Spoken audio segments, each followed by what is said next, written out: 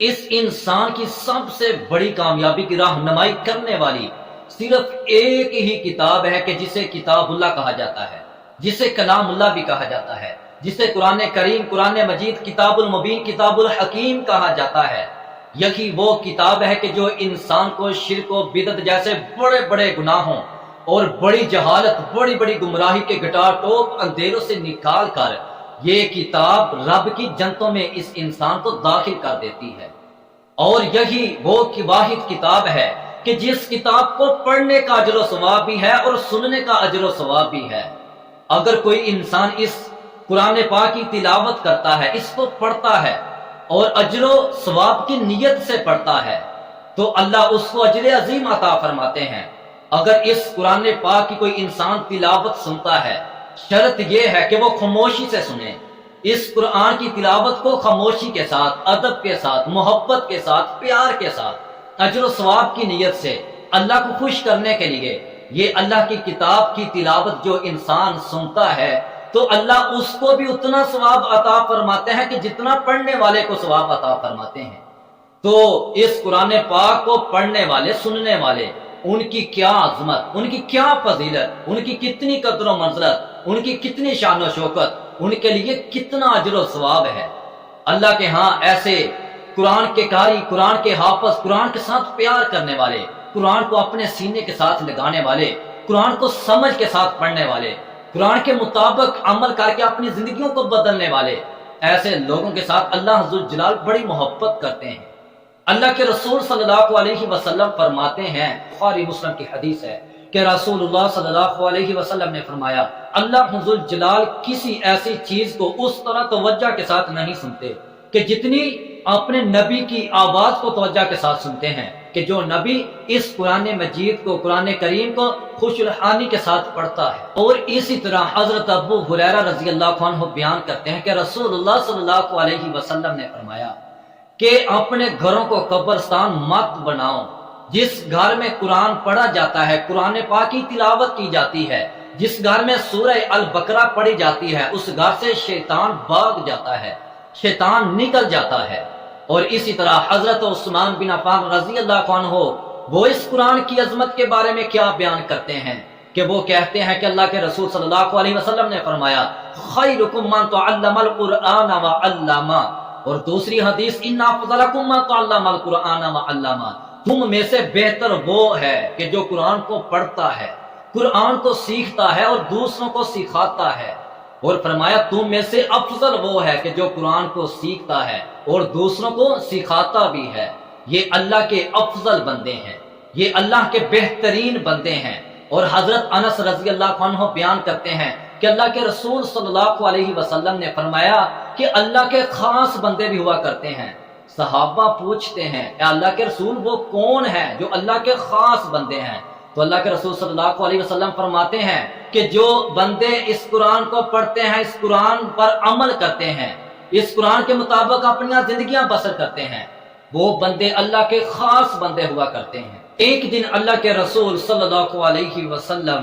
حضرت عبداللہ بن مسعود رضی اللہ عنہ سے کہتے ہیں، اے عبداللہ آج میرا دل کرتا ہے کہ تم مجھے قرآن پاک کی تلاوت کر کے سناؤ۔ تو حضرت عبداللہ بن مسعود رضی اللہ عنہ کہتے ہیں، اے اللہ کے رسول آپ پر تو قرآن نازل ہوا، کیا میں آپ کو قرآن سناؤں جبکہ قرآن تو آپ پر نازل ہوا ہے؟ تو اللہ کے رسول صلی اللہ علیہ وسلم فرماتے ہیں، عبداللہ بن مسعود اس کا پڑھنا، اس کی تلاوت کرنا، اس کا سننا بھی اجر و ثواب ہے۔ حضرت عبداللہ بن مسعود رضی اللہ عنہ تلاوت شروع کر دیتے ہیں، سورہ النساء شروع کر دیتے ہیں، پڑھتے پڑھتے جب فَكَيْفَ إِذَا جِئْنَا مِنْ كُلِّ أُمَّةٍ بِشَهِيدٍ وَجِئْنَا بِكَ عَلَىٰ هَٰؤُلَاءِ شَهِيدًا، اس آیت مبارکہ پر پہنچتے ہیں۔ اللہ کے رسول صلی اللہ علیہ وسلم کہتے ہیں، اے عبداللہ ٹھہر جاؤ، رک جاؤ، بس کرو بس کرو۔ حضرت عبداللہ بن مسعود فرماتے ہیں کہ میں یوں نہیں آپ صلی اللہ علیہ وسلم کے چہرے پر اپنی نظریں ڈالتا ہوں، جب آپ صلی اللہ علیہ وسلم اللہ کے رسول کا چہرہ دیکھتا ہوں، آپ کی آنکھوں سے آنسو نکل رہے تھے،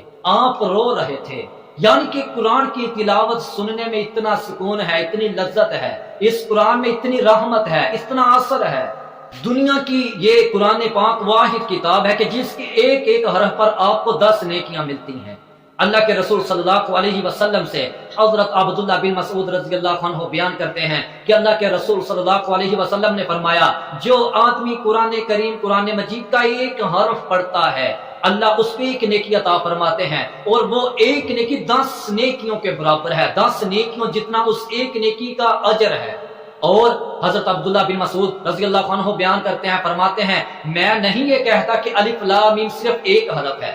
ولیکن الف حرف ولام حرف ومیم حرف، الف ایک حرف ہے، ولام وہ ایک حرف ہے، ومیم ایک حرف ہے، یہ تینوں حروف، یہ تینوں الف لام میم، اس میں تینوں حروف، اس کی 30 نیکیاں ملتی ہیں۔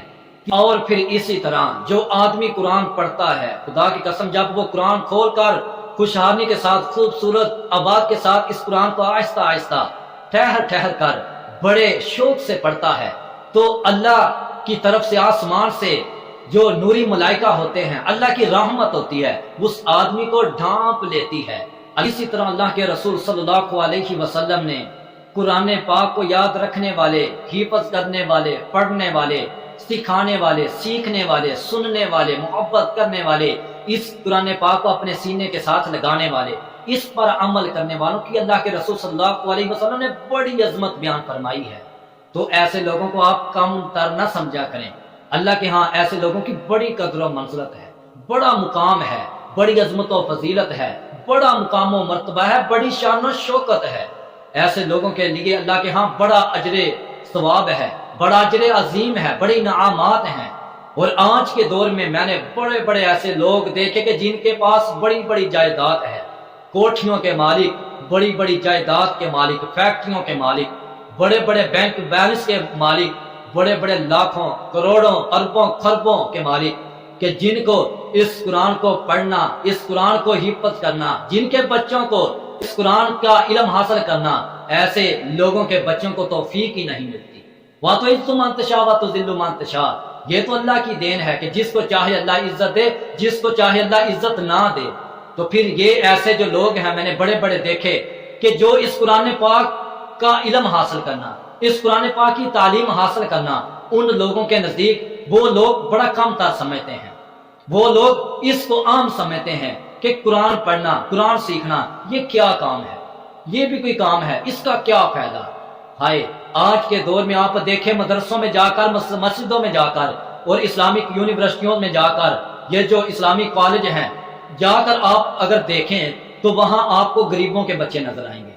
جو سبزی فروش، ریڑھی لگانے والا، جھاڑو دینے والا، لوگوں کی غلامی کرنے والا، وہ مائیں جو لوگوں کے برتن دھوتی ہیں، لوگوں کی یہ جو خدمتیں کرنے والے، لوگوں کے گھروں میں جا کر کام کرنے والیاں، یہ جو ہماری مائیں ہیں، ہمارے والدین لوگوں کی محنتیں مزدوری کرنے والے، لوگوں کی غلامی کرنے والے،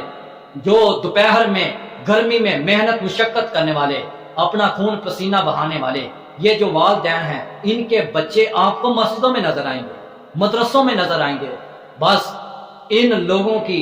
اللہ کے ہاں خدا کی قسم بڑی عظمت ہے، بڑی شان و شوکت ہے۔ اللہ کے رسول صلی اللہ علیہ وسلم نے فرمایا خیرکم من تعلم القرآن وعلمہ، سب سے بہتر وہ ہے، اس دنیا کائنات کا سب سے افضل ترین بہترین وہ انسان ہے کہ جو قرآن کو سیکھتا ہے، قرآن کو سکھاتا ہے۔ یہ نہیں کہ کوئی ڈاکٹر بن جائے، کوئی انجینئر بن جائے، کوئی پائلٹ، چیف جسٹس، کوئی بڑا آفیسر بن جائے، لیکن یہ جو چیزیں ہیں، یہ جو عزتیں ہیں، یہ جو تعلیم ہے، یہ جو دنیاوی علم ہے، یہ صرف اس دنیا کے لیے ہے،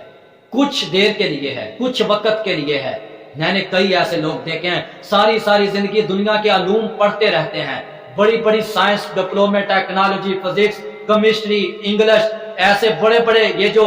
دنیاوی تعلیم کے علوم پڑھتے ہیں، اور پڑھتے جب زندگی تقریباً ساری گزر جاتی ہے تو ایسے لوگ بیچارے قبر میں جا اتر جاتے ہیں، اور ایسے لوگوں کو قرآن پاک کے بارے میں ذرا بھی علم نہیں ہوتا۔ جاؤ آپ دنیا کے سارے علوم سیکھ لو، اگر تم کو قرآن پڑھنا نہیں آتا، اگر تم کو قرآن کا ترجمہ نہیں آتا، اگر تم کو قرآن کے بارے میں کچھ بھی نہیں پتا، تو تمہارے یہ علوم، یہ تمہاری تعلیمات، یہ تمہارا علم آپ کے ہاں آپ کے لیے کچھ بھی فائدہ نہیں دے گا۔ یہ آپ کے لیے یہی علم تمہارے لیے ذلت و رسوائی کا سبب بنے گا۔ میں یہ نہیں کہتا کہ صرف آپ قرآن ہی پڑھیں، صرف آپ حدیث ہی پڑھیں، صرف آپ دین اسلام کا علم حاصل کریں، باقی سب علوم کو چھوڑ دو۔ میں یہ نہیں کہتا، میں یہ کہتا ہوں کہ جس طرح آپ